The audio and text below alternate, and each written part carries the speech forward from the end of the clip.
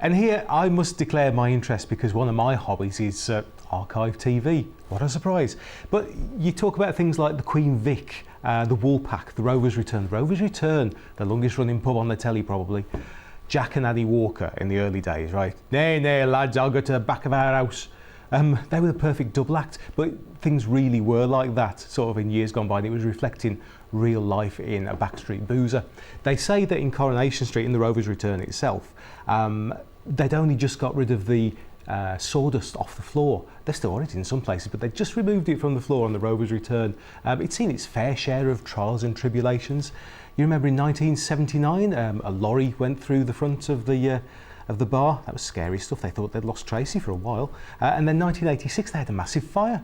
They had another fire in 2012, 13. It all happens in the corner pub. And of course, you go to somewhere like the Woolpack up in Emmerdale, and similar sort of things happened. I mean, who could tell that the plane was going to crash onto the village? I mean, it was a harrowing experience, but it brought together the community later on. And then, of course, the Queen Vic down south in Albert Square in Walford. Again, they've gone through many landlords.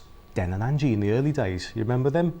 Den was always popping off to have a liaison with another young lady. But of course, they've had their fair share of fires. But in all of them, the point is that you've got the central meeting place for the community to get together. And in those sort of communities, it really still does ring true to this day. They are the fascinating hubs of the communities. You get places like cafes and wine bars, but they're all by the by. It's the local boozer that is the centre to the operations of the whole community.